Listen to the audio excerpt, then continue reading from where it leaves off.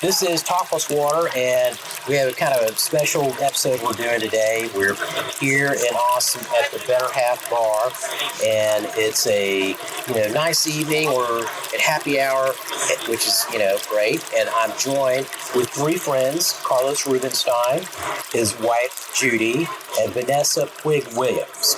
And so Carlos, they're giving me the thumbs up. I did that part all right. So Carlos is a repeat. You're one of the two people who've been on twice now, so you don't get anything special or anything. But Carlos was the Rio Grande Watermaster, and then he was a commissioner at the Texas Commission on Environmental Quality, and then the chairman of the Texas Water Development Board. And now you have your own consulting firm. And so I always get the letters wrong, so I want you to tell us what it's RSA H2O. You heard it, folks. And Judy, it's the first time I met you. I've seen you, with Carlos at different water events. So I'm glad you could join us. Thank you for having me. I'm sure you're gonna monitor him and keep him from getting out of control. So it's pretty wise. I think. Judy probably knows more about water than any of us realize. I bet you do. She's exposed to it. Right. You may not have had a whole lot of choice in it, but so Vanessa is an attorney, and she had her own firm, and she is now with the Environmental Defense Fund, and she is the lead on groundwater for the Environmental Defense Fund in Texas. And so, she's in the middle of a lot of things, as you can imagine. Carlos and Vanessa have just recently written an article, and so I don't know. Should we talk about that first or the legislature first? I just make sure we don't. We can talk about the paper. Yeah, it's a good lead-in. Good. So tell us what your paper's about, and what the subject is, and what you found out in this paper. Well, I would say that the main gist of the paper is how there is an inextricable and vitally important link between groundwater planning and state water planning in Texas. And I think a lot of people don't realize that. I think the state water plan and the process that communities across the state go through to develop those plans and all of the water supply strategies is probably more on people's minds, but the way that groundwater planning and management feeds into that and informs a lot of the strategies in that plan, I think is really kind of buried and often not realized. So in the paper, what we're really saying is that we need to focus a lot more on what's missing from groundwater planning, what needs to be improved upon, because it is of the utmost importance to sound water planning in the state. I don't know if you want to fill in. I agree with that. When Vanessa and I decided to write this paper, I told her that I wished that when I was chairman of the Water Development Board, that I better understood the relationship of the DFC and how it informs the state water plan and the regional water plans. And how, on the legislative side, we have the right 9 elements to look at in the development of the desired future condition. But in our paper, what we took a look at is a critical need of how is it that the GCDs groundwater conservation districts are actually looking at those 9 elements. It isn't a question about the 9 elements. The 9 elements are correct. It is about the robustness of the review of those 9 elements that could better inform state water planning. Another concern that we had is the sustainability of our groundwater resources. It's troubling to recognize that desired future conditions in Texas today continue to call for an expected continued decline of our groundwater resources. It's not sustainable. Right. So we address that as well. So just so, because we have listeners from from all around now.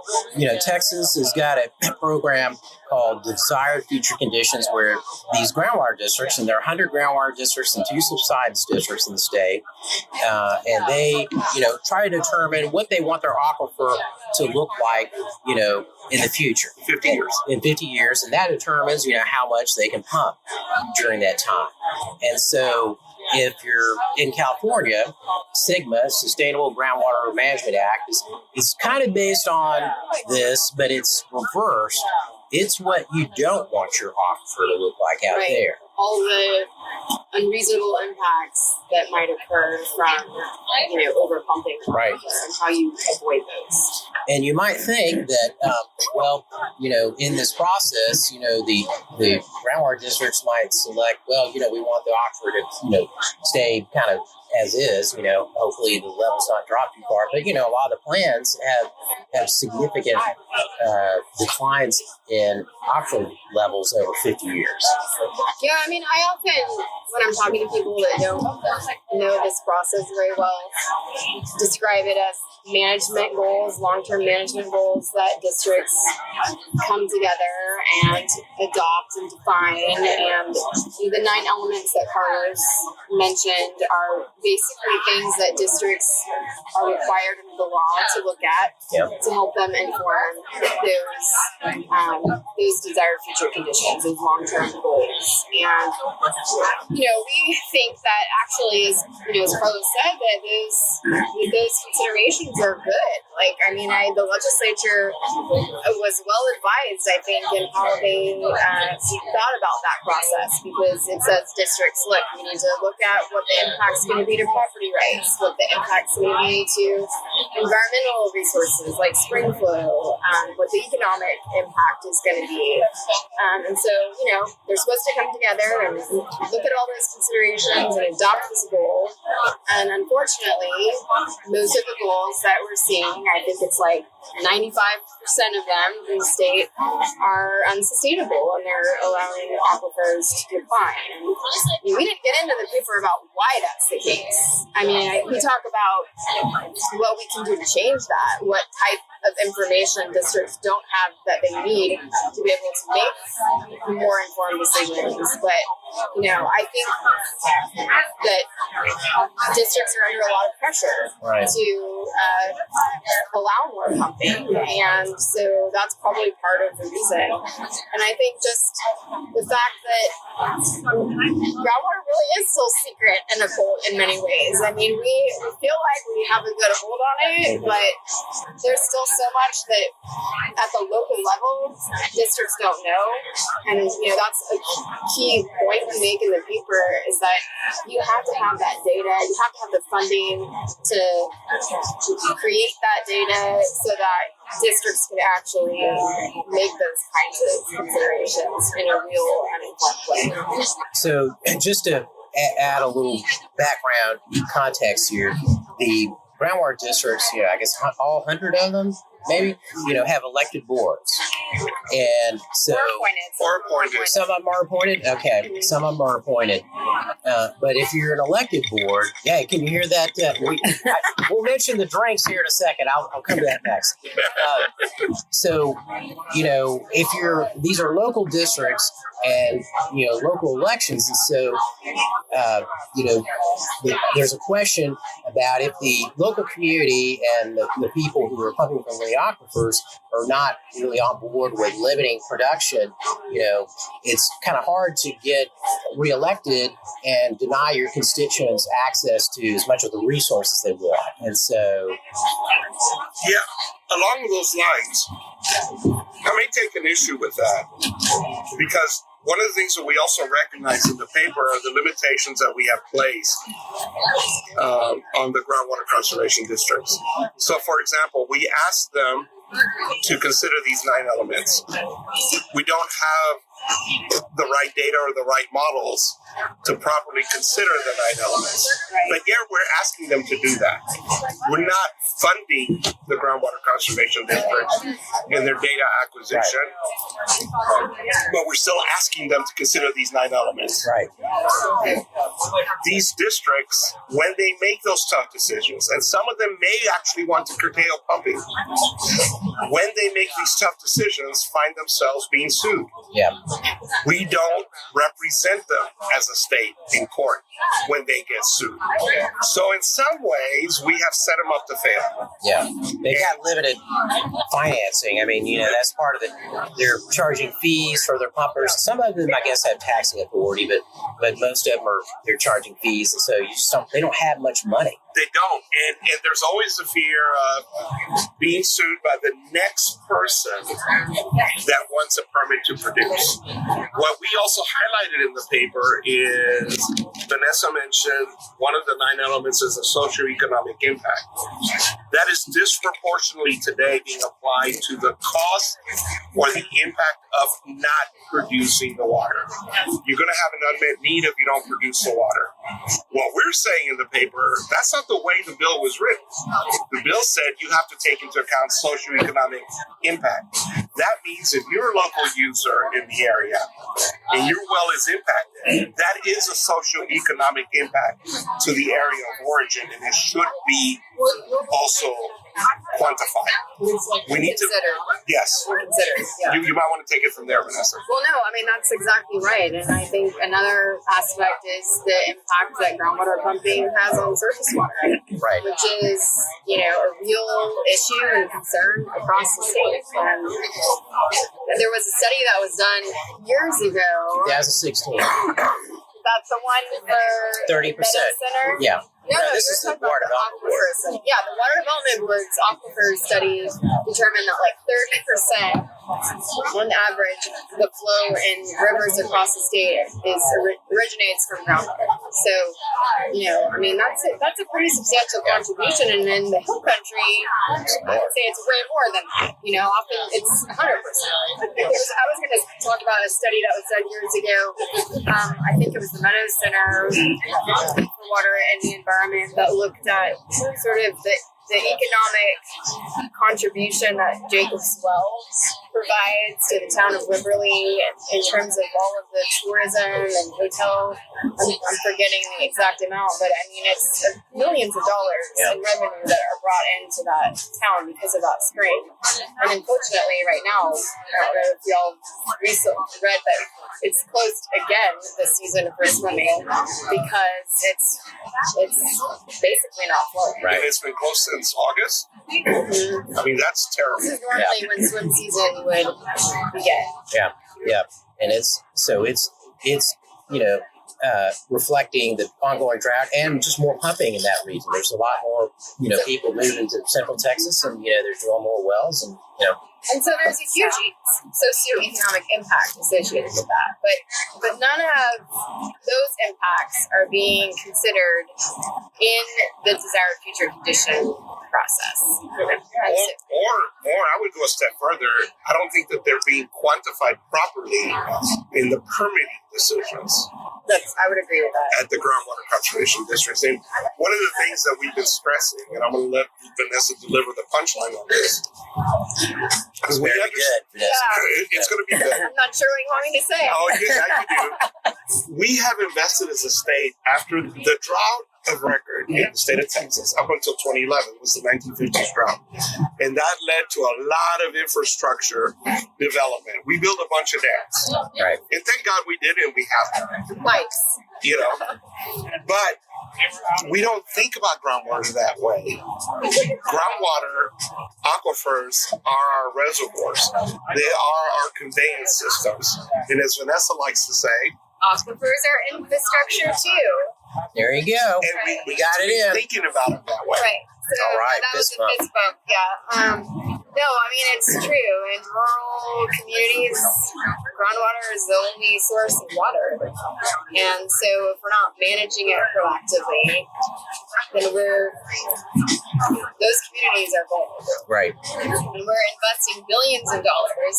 And, right now, we're in the just beginning this Texas legislative session and discussing, the prospect of billions of dollars being invested into water infrastructure, which is of course needed and super important, but aquifers are infrastructure too. Yeah. So we need to think about how we can invest in science and the management of groundwater, because if we're just simply investing in the pipes and that convey water without actually thinking about how we invest in the sustainability of the sources of water that flow through those pipes, then the whole state is going. Right. And along those lines, I think it's ironic. You and I, the last time we talked about surface water rights, and in particular the junior provision for surface water rights. Right. And the junior provision for the folks that are listening in is, in Texas, if you're wanting to buy water, surface water rights from another area to import to a different basin, it is tagged with the junior provision. And the reason that was done, it was the only way that to pass an omnibus bill in 1997, Senate Bill 1.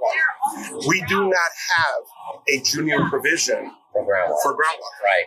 What happened after Senate Bill 1 was passed? It shifted groundwater production to new levels. Right? So 60, and I was going to mention about 60% of the water used in the state is groundwater, and 80% of that groundwater use is for agriculture. Right. And so the same concern that you had in moving water from an area, the area of origin, to an area where it's needed in surface water, that led to the junior provision being established in Senate Bill 1, which, as you and I talked last time, devalues water.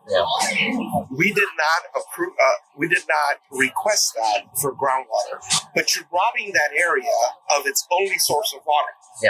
And that's why we think a second look at that socioeconomic equation is critically important.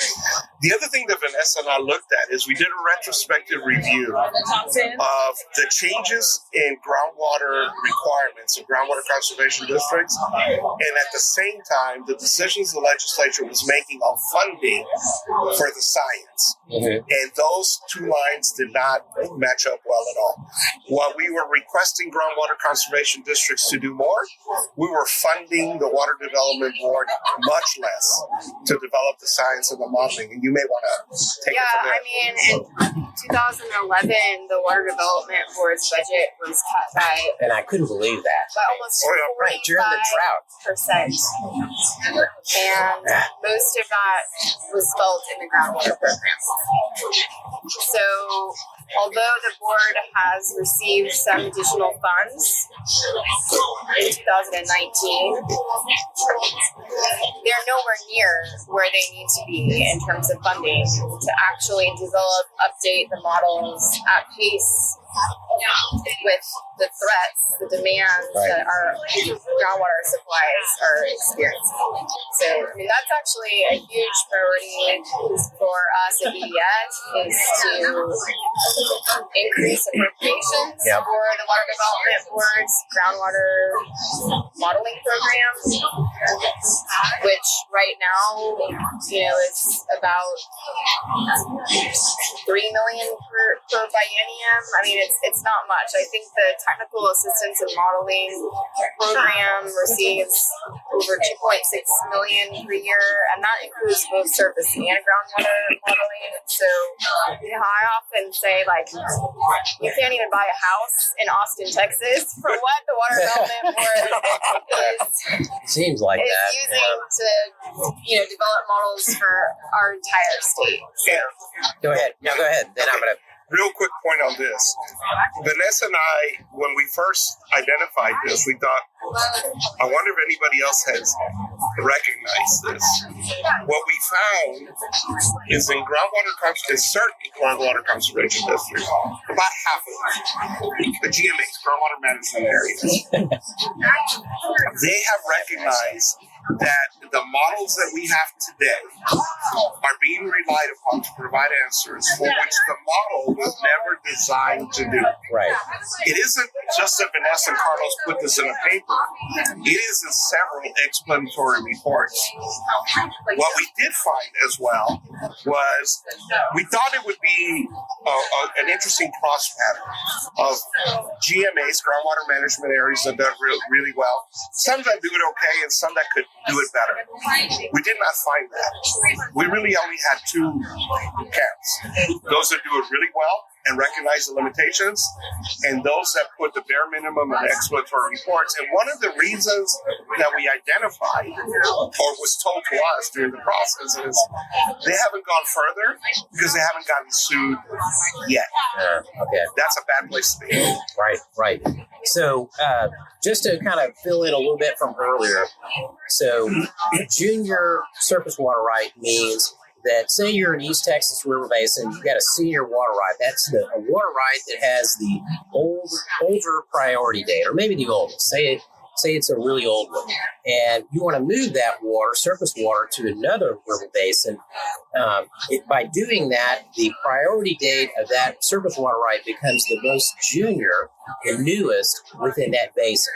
And so if you are thinking about building a pipeline and bringing water from another river basin, and you're not sure that you're going to be able to use that water during a drought, well, you're probably not going to make that investment. So go ahead. No, you're 100% correct. And you know what that also did? It shifted the bullseye to groundwater. Right. And that's why you see a disproportionate increase in reliance on groundwater exports following the junior provision. Because if I'm going to buy it, here's the sad part. There's a bill in the Texas Legislature today to get rid of the junior provision. But we've had it since 1997. Right. The damage has been done. Yeah. So we're going to talk about the legislature next, but first we have a short kind of intermission where we're going to talk about what we're drinking here. I thought you were going to have like an advertisement here.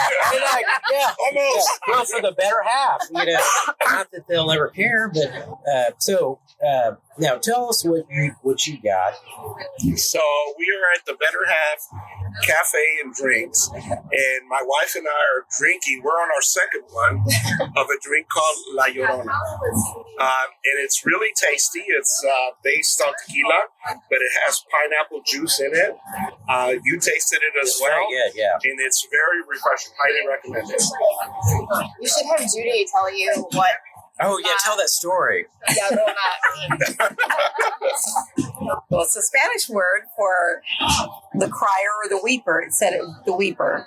And it's about a Mexican folktale about a woman who lost her children and goes around basically snatching other children, but also luring men into A trance. a trance. Sounds like a lot like Groundwater Export Project. Listen, I was born in Mexico, and one of the scariest stories you could hear back then is somebody telling you La Llorona is coming for you. So this is like you're out of line. You're trying to get them to stay in bed at night or something. That's it. Well, yeah, because you're supposed to be, you hear her crying at night. Yikes. Of course, at night, right? And she's weeping for her children. So it's supposed to be scary. But this drink won't make you cry. Yeah, This is a good drink. it's good drink. But Vanessa and you are having something different. Yeah, Yeah. you want to describe it, Vanessa? We're having the Far West, which is tequila, mezcal, lime juice. I think that's for the most part All it sorts is. of great stuff. Yeah, Let me tell you. it was good. Courtesy of Carlos, thank you, and Judy, thank you. Clink, clink. I just want to know, Vanessa, is the second one better than the first one? Always. Always. Yes. Always, but no, I actually ordered it because I've been going Far West a lot recently. So have you, Carlos, working, Right? you know. actually, you might want to go with that story. So you own property far west or west of Austin. In the hill country? In the hill That's country. not what I meant. I meant like way far west. Well, you are, but City of County. But you're seeing in the property that you own, you're seeing impacts already. Oh yeah, we have a small piece of property between Wimberley and Blanco, my husband and I, and one of the reasons we bought it is because we got access to this river park that's spring fed where we could, swim and kayak, and we did that last summer, and all during COVID we went there and hung out, and it was just amazing, and it's basically dry right now. And I asked a lot of the people who've lived there for some time if this has ever happened before, and they said no, like it hasn't run dry even in 2011. So the question is this from drought or is it from groundwater pumping? And you are in the zone. There's a zone in Central Texas that's in exceptional drought.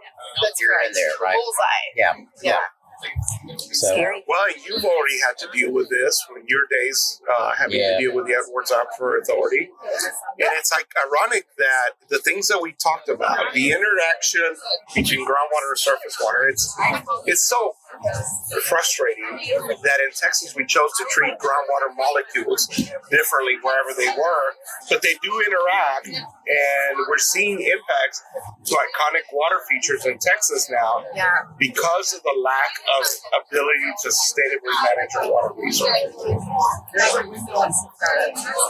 what now? I had something I was going to say, and now I can't remember what it is. Well, while you're thinking about it, so Carlos has been on here before, and I know that I asked you, how you got into water. Yeah. But I haven't asked you yet, and I asked that to everybody. So How I got into water? yeah. When you were, young, or when you were thinking about your career, you're like, that water stuff's pretty interesting. How that? Well, so I feel like I've always been interested in water, but didn't really realize it at first. But so I was a leg baby. I don't know if y'all know what that is, but it was like kind of like a hippie trend in the 70s when I was born, where it wasn't like a water birth, but after birth, the doctors would place the baby in water before they gave the baby to Okay, that's interesting. to allow the baby to stretch out. So it'd be warm, sort of the similar feeling as the womb, I guess, but the baby could stretch out. So I have no idea, but maybe that's why That's like, hey, that's as good a reason as anybody can think of, right? It might also be why I don't like cold water. Okay. Because my husband's always harassing me about, why don't you ever want to just, jump in Barton Springs, without making such a big to-do? It is cold. It's cold. What is that? What's that term again for that kind of thing? Levier. Never heard of it. French. It's like a French doctor. Okay. Kind of Pioneered that. And you're a tall person, so maybe that's why. Maybe. But I don't know.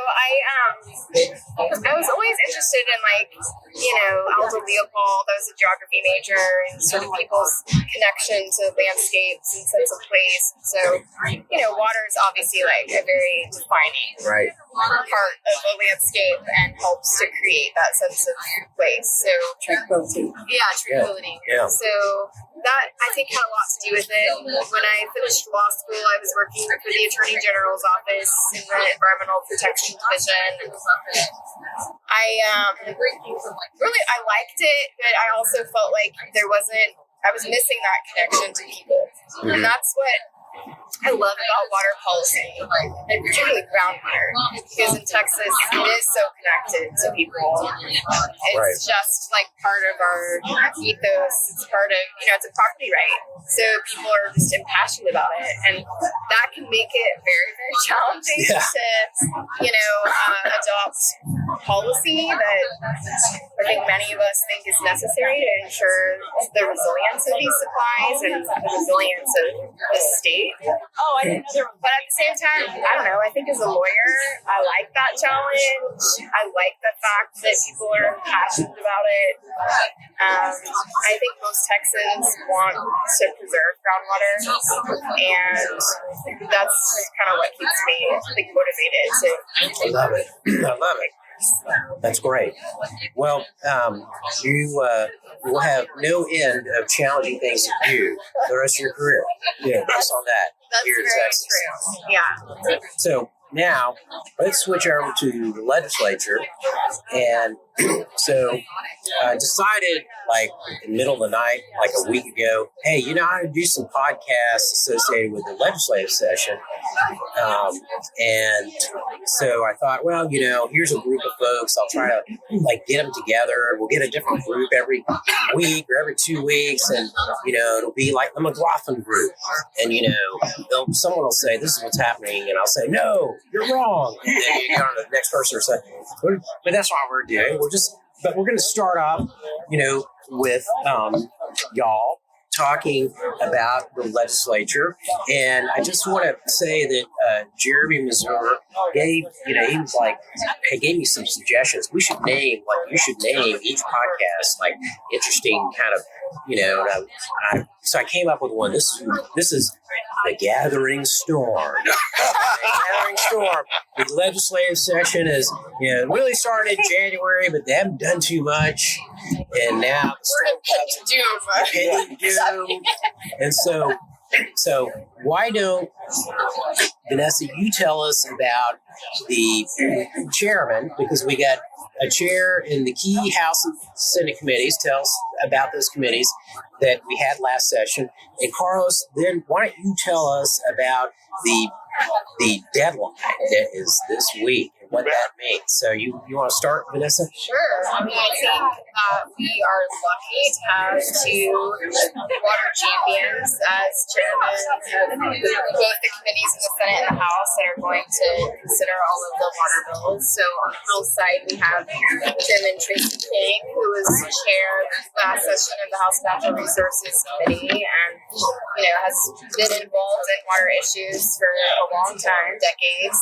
He's been on the committee for a long time, and he actually is now the new chair of a brand new water caucus in the House, which the Texas Water Foundation is spearheading, and is, I think, a very crucial thing to have right now because it's providing education to all the members on all sorts of water issues that are front and center right now.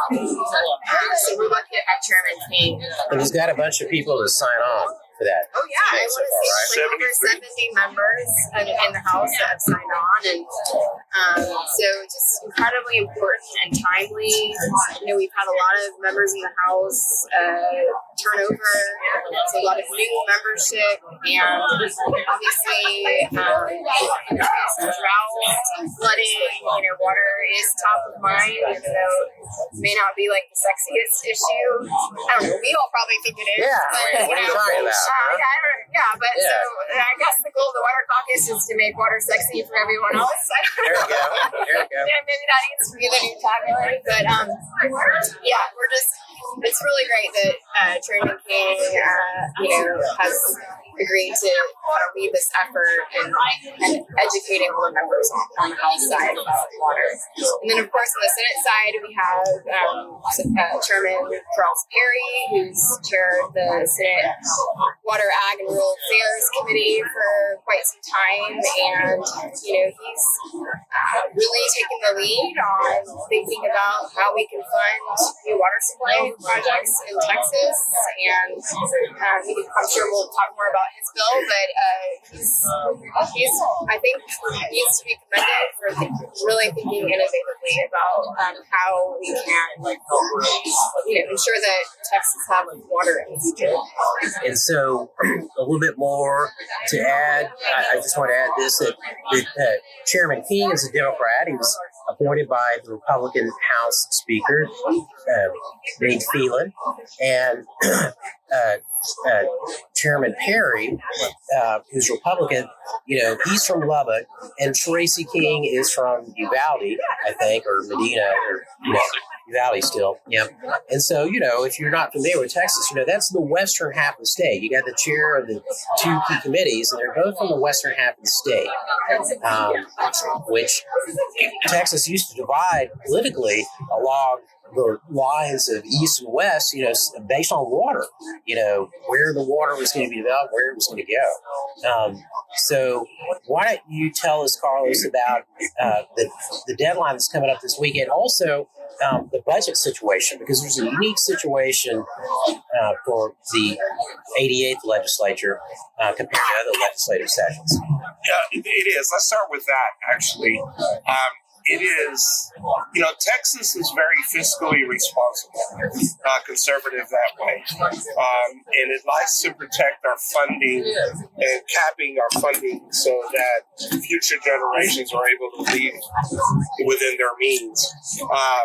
So we have a rainy day fund for whenever the economy turns south. It certainly hasn't in Texas of late. Coming out of the pandemic, we just had explosive growth in our economy. And which is a rarity in Texas, we're going into a legislative session with a huge, capital H, huge surplus. Right. $32 billion. They cannot spend that money because of funding caps that they implement on themselves. So they have to come in creative ways to see how they're going to allocate them. One of the things that they're talking about is obviously property tax and education, which we all support.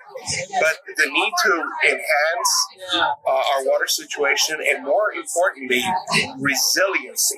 Resiliency in power and resiliency in water, because they're inextricably linked, are hitting high on the list. So they have become priority items. That's important in the legislative session.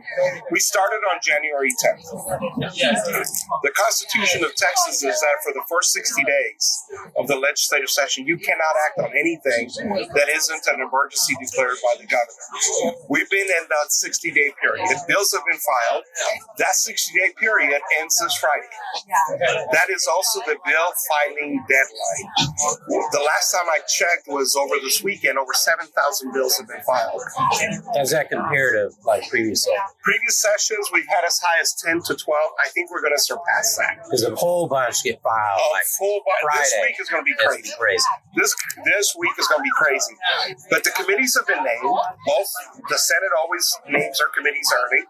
The House typically names them at the end of February. They did not this time.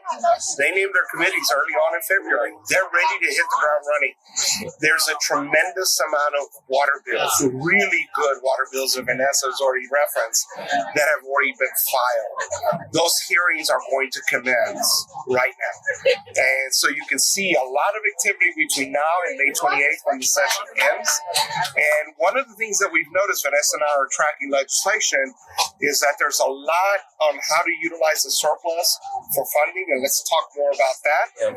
But there's also a lot about the resiliency of our infrastructure, and much more than I've ever seen before. And I'm kind of joking about it because one of the things we look at is how well are we taking into account a changing climate as it impacts our water. And you notice I said a changing climate because we can't say climate change. We have a lot of bills, right? But we have a ton of bills that they're not saying climate change, but it's the same resiliency. Drought worse than the drought of record. There's actually, that's what I said in my article. It's talking about that because people were more amenable to listening to discussions about drought today.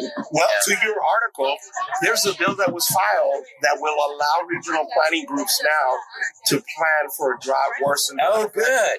Okay, well, that's a sunset bill. So the idea behind that, was not that they have to have the projects to meet a need greater than drought of record, but they at least think about it. We don't want to get to the point where, okay, we've exceeded the drought of record, we don't know what to do next. What I was suggesting was, hey, let's just get together and think about what you might do should you go past this point. What are some of the things that you're going to have to scramble to do that you could do. And you're better off thinking about now. Let me add a couple things here before we go forward. So if listeners, you want to find out about this record budget surplus that the legislature has to deal with, go back a couple of months and listen to my interview with Glenn Hager, the comptroller, who was a senator, and also had some great water legislation that we're both familiar with, or all familiar with. And the other thing, I can't remember what the... Well, the other thing, I think one of the things I'd like to hear from you, I want to reverse the roles here. I want to hear you, Todd. You may want to talk about how misleading the term drought of record really is. You did studies on tree ring data. Why don't you talk about that? Well, so if you really, really sleep, you can't get to sleep. That's it. You can't get to sleep some night. Go read our journal article. I think we published in 2010, the Texas Water Journal, called "Extended Chronology of Drought" in South Texas, where for about 18 months, Malcolm Cleveland, a professor at the University of Arkansas at their tree ring lab, he and a graduate student named Richard Castile, who was at UT at the time, the Jackson School, and I went around and sampled bald cypress trees, because Dr. Cleveland had been part of the research that had found on the East Coast that in the tree ring records of 2,000-year-old bald cypress trees, they were able to see that the Jamestown colony failed because of the worst drought that had happened, in hundreds of years or 1,000 years. And so when is it in the history books? Right, in the history book, but it will be. And so you mentioned earlier geographer, so am I. When I was getting my doctorate in Texas State, I met Dr. Cleveland and at a conference, and I called him up and I said, "Hey, let's do a study on this." And he said, "Are there bald cypress trees in Texas?" I was like, "Yeah, there are." And he was like, "Oh, okay." And then he said, "Well, what I'll do is I'll get a canoe and a graduate student. We'll just canoe down all the rivers and get out and take samples." I was like, "Well, in Texas, you can't really do that because you'll get shot." Right. So, and he was like, "Well, we can't do the study." I'm like, "Don't worry, I will be able to find people at ranches, and we'll talk to Parks and Wildlife and other people who have land in this region who got bald cypress trees on it, and they will let you sample." And they did. And so we sampled, 330 trees and took 800 and some odd samples and reconstructed the drought cycle back to 1500. And this is a long, winding answer to what Carlos was saying earlier about the drought record.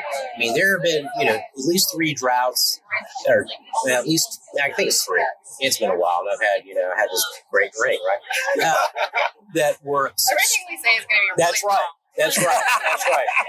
And those droughts, were substantially worse and longer than the drought record. Which I remember when I first got into water, people were arguing, we haven't had a drought like that in 2,000 years. Yeah, we have. And, when's the next one coming? No one knows. We're letting it. It could be. I mean, as a water manager, but that's a key point. As a water manager, you don't know if you are in the next drought record. And so, even though the pressure is not to manage, you also don't know when it's going to end. Right. That's what I mean. I mean, you have to. I mean, you really have to think in the back of your head. I know what everybody wants us to do, but we don't know when this drought's going to end, and so we've got to make sure whatever we do, we are, kind of having reserve.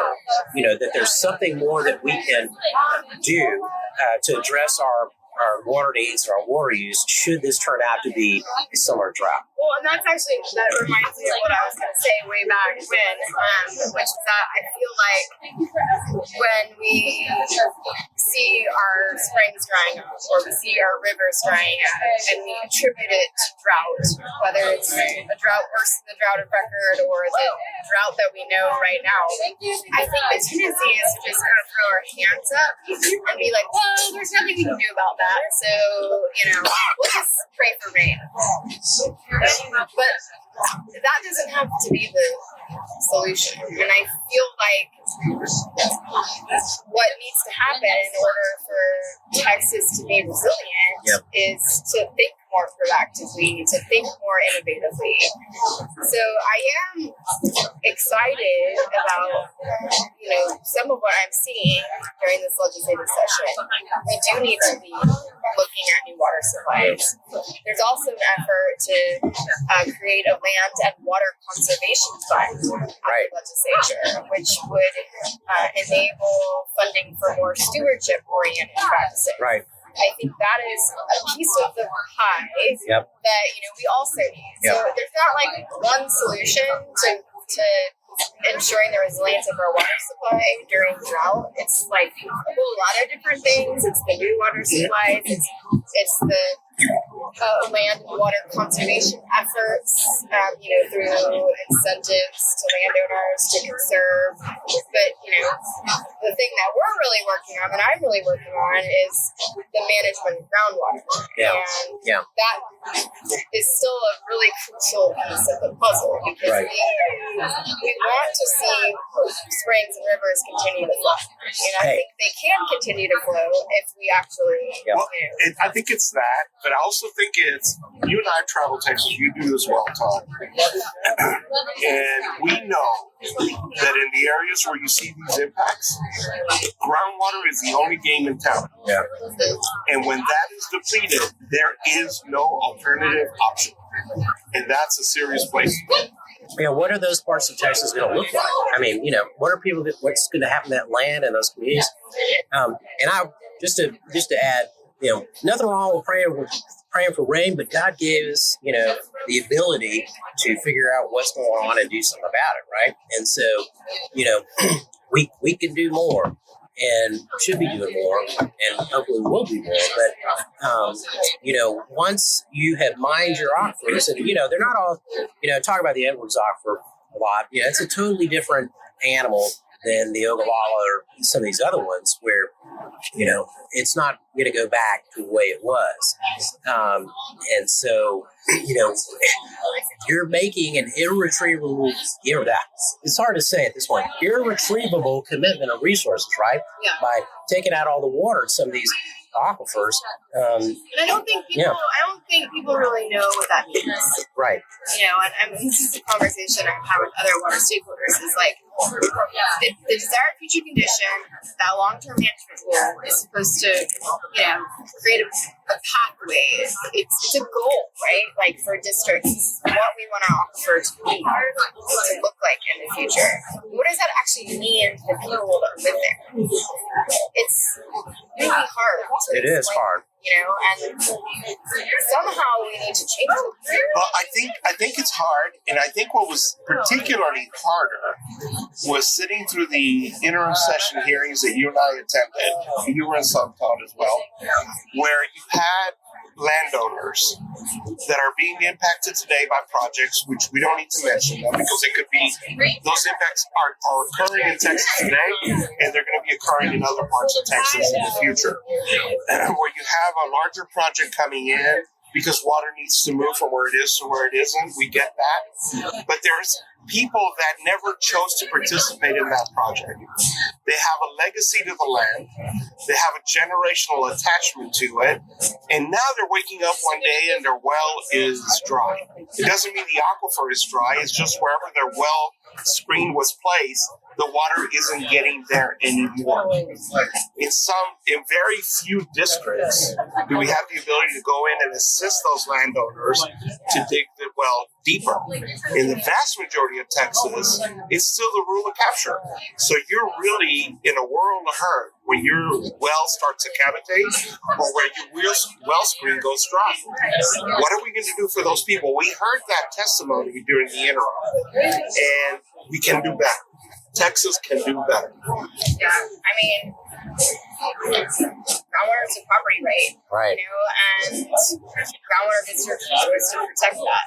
Yep. And it can't just be the right to produce. It also has to be the right to conserve it for future use. Right. Or the right to conserve it because you want to ensure that a spring or a stream on your property or even downstream of your property is going to continue to flow. I mean, you own that groundwater in place, and it does support the overall system, that overall aquifer system, which we've said is infrastructure in Texas. And to me, I look at the investment for these big, we're not, you don't need to talk about the one I think you're referring to, but, the infrastructure to bring that water to where it goes, I mean, it's an enormous amount of money. Yep. And so, mitigating the damage to these wells, that's not much compared to those projects. And so I look at that and I think, that makes sense. I don't want people to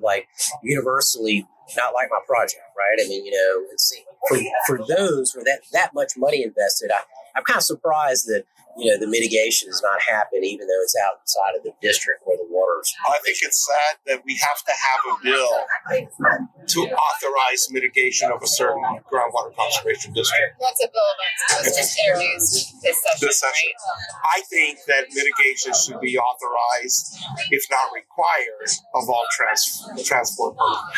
Look, I said it, and I'm not against moving water from where it is to where it isn't. Right. You need to recognize and mitigate the impacts of the area of origin. And I've testified, at the Senate House that, obviously mitigation is important, but it's a Band-Aid.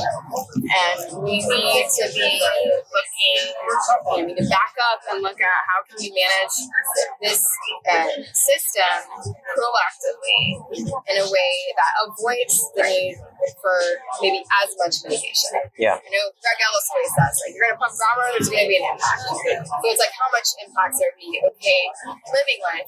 And I think what's happening is that there's impacts occurring, and the people who are impacted never had a voice in that, right? I mean, they were never part of that decision making. They're fighting it after the fact. They were never brought to the table early on to have a conversation about what the impact is going to be and what that means to them and what's needed to potentially reduce those overall. I think what makes it worse, and this is one of the reasons I so enjoy working with Vanessa and EDF, is we highlight how the processes we've set up are actually skewed the other way. We have the ability. This is in your new paper. It's in the paper. What is? By the way, what's the title of it and where do you get it? We need to make sure people know that. It is the inextricable link. Groundwater planning, the inextricable link with to the DFC. Between the DFCs and state water planning. Yes. And you get it at the EDF website? Yeah, it's on our website. Okay. So I don't know how you include a link on a podcast, but I can. Well, you just tell them what it is. That's the only way you do it. Yeah. And it's also available in the RSH2O website. Okay. For download. So EDF Texas and RSH2O.com. Gotcha. But one of the things that we highlight in the paper is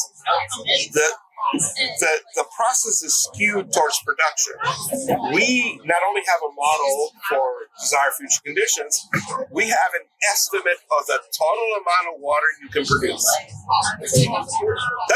Doesn't mean you'll be able to, but it's the total amount that's there. Yeah. We don't have a bookend, and you may want to talk about the efforts we've been trying to do on that. There is a bill that a lot of different stakeholders have been trying to get passed that would essentially require the Water Development Board to model the sustainable yield or the max sustained pumping volume of aquifers as a bookend to the total storage that's in aquifers, so that districts can use that volume when they're adopting their future conditions to provide a well-rounded picture of what's actually potentially available.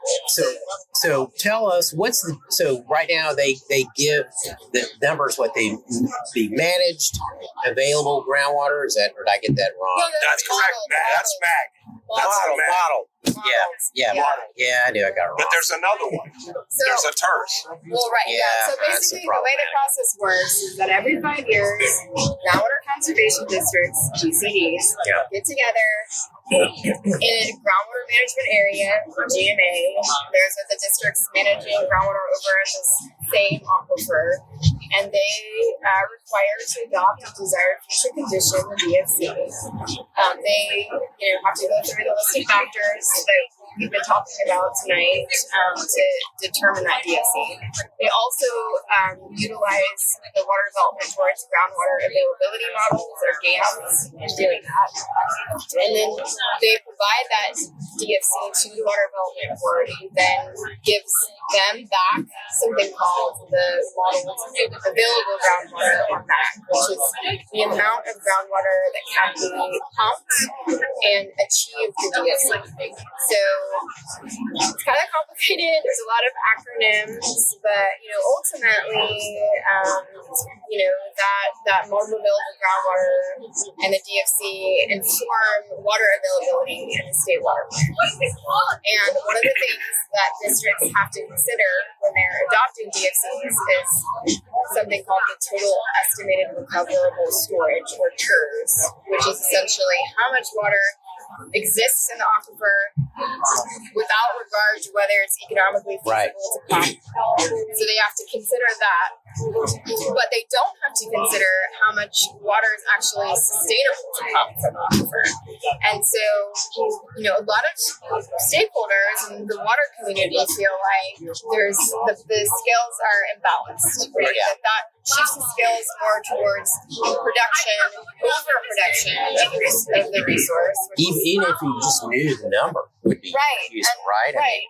And so what we've been working on, what others have been working on, is trying to pass a bill that require the Water Development Board to provide that number to groundwater districts, so that they have at least a balanced, well-rounded picture that they can, utilize in adopting the DFC. It doesn't require them to manage groundwater or plan for it based on that sustained yield, but it at least provides them with that so they can make a more informed decision. And here's the fallacy. In the Water Code, we charge Chapter 36 of the Water Code, we charge the GCDs to develop DFCs on a balance test of the maximum amount of water that can be produced versus the amount that can be conserved and preserved. We have a number of the maximum amount of water that can be produced. We don't have a number for the other. Exactly. Yeah, we have some considerations like the impact to surface water, perhaps even the socioeconomic impact, but that is not associated with the volume. That's correct. That's one important thing that's missing. And I think it's important to also, Todd, if you let us for 10 seconds. No, we've gotten to 56 minutes, or 57, which means only relatives are listening by now. Okay. So, it's like, you're not going to edit out. No, I'm not going to edit out. No. For the relatives, and the paper that Vanessa and I have been quoting from, we could not have written it without the financial support of the Cynthia and George Mitchell Foundation. So we thank you for that. Yeah, I guess to just maybe trying to start wrapping this up, why does all this matter? Because I know that's the thing about groundwater is it's invisible. You don't see it. It's still, like I was saying earlier, in many ways, it's a secret and a fold. It's super wonky, with all these acronyms.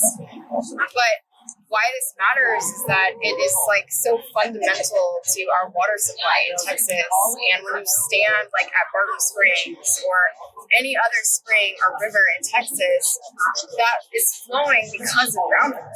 And if we don't get the management of it right, then that water may not be there. Right. And so, all of the management and planning that these districts do, which is time intensive and requires a lot of science and funding that we need more of, is super important to that process. It's super important to making sure that water that we get to swim in is there. Right. in the future. Right. You see the things that California and Arizona and Nevada and Utah, et cetera, are going through, and you think, that there would be a reaction. Well, we don't want to have to go through that, and we're having all this growth here in Texas, so we're going to make sure that we're prepared, or we have the information we need. But I haven't seen a whole lot of evidence that that's kind of been the reaction, that people are watching what's going on out west and saying, okay, we need to step our game up or something. But because we're Texas, right. We kind of do our own thing. But we're sitting here in Austin, and the Colorado River is like right behind us, and there's essentially been like zero inflow for several months. For year. It's been a long time, over a year, I would say. And what was the announcement? They just what was the announcement? Yeah, tell everybody about that real quick. So the Highland Lakes were developed for flood control. And in developing the Highland Lakes that are around Austin and just northwest of us, it also was developed to store water for agriculture and use as a secondary use. This year, they just announced there will be no water for agriculture use. Think about the impact that has to the economy of the state of Texas. Yeah. There's one thing that a couple of things that humans haven't gotten over. We still like to eat, and we still like to drink water. Yeah. And without it, we can't have either one. Right. So. Right. It's a tough deal. It's to his credit, though, Senator Perry has said that he wants honest water planning. Yeah. You cannot have honest water planning without better data and updated models. Right. And that's one of the things that we're pressing. Right. Without effective groundwater planning, Yeah. we can't have sound water planning. So, Yep. I agree. And so just to, so everybody knows what that impact is, down south of Austin, the Colorado River, before it reaches the Gulf of Mexico, supplies water for, a very large area where rice is grown. It's a very water, thirsty crop. And so this year they're not going to be getting any water out of the Highland Lakes for rice. And so, yeah. What is That's a lot of jobs lost right yeah. now. Yeah, and the groundwater pumping that's occurring in the upper stretches of the tributaries that feed the Colorado River and the drought, I think a huge part of why we're seeing these flows and these impacts to rice farmers. So we have to start, thinking about how we manage these water systems, kind of together. And I'm all for, private ownership. I'm not saying that needs to change, but we definitely need to think about how we, work together to manage these two resources. And if you're downstream of Colorado looking upstream, you're saying, well, there's a lot of very, very expensive real estate all around those Highland Lakes, or at least around Lake Travis, and A lot of green lawns. Yeah, a lot of green lawns and stuff. Yeah. Because they depend on that water just as much as the rice farmers do. Right. So. Right, but their goal is to keep it in the reservoir, and so To evaporate. Well, okay. We've gone 1 minute or 1 hour, in 2 minutes. What do you think? You think that's enough? I think we're good. We could do a whole other session. Oh, we could. We could. And maybe we should towards the end of the session see what actually do a survived. recap. Y'all did very well, and so what I'm thinking is that after the session we'll get a group together to discuss it. Made of the alumni of the other installments of these episodes on the legislature. So we'll plan on that. Okay. Thanks for having us. Oh, you're most welcome. I enjoyed it. And you picked a great place. I mean, one of the things that people don't ever. Thank you, Carlos. You're giving me a light now on my script here. But one of the things that it's hard to figure out is you want to go someplace that's going to you can hear people having a good time and know that you're doing something fun, but not too loud. Right. And it's hard to find some places not too loud. this is perfect, Vanessa. It was. It's a great choice. All right. So this has been Talk Plus Water, and my guests today were Vanessa Puig-Williams, and I said it right there, and Carlos Rubinstein, and Carlos's wife Judy was here, and so I want to thank them for talking water for an hour and 5 minutes or so, and also thank our readers for spending time listening to this podcast, as well as thank Anna Huff at the Meta Center for Water and Environment at Texas State University for getting these episodes of Talk Plus Water ready to flow. They like that. They like that. You gotta have. That's a bad one. But you have that one. So my name is Todd Bobber. Let's talk water again soon.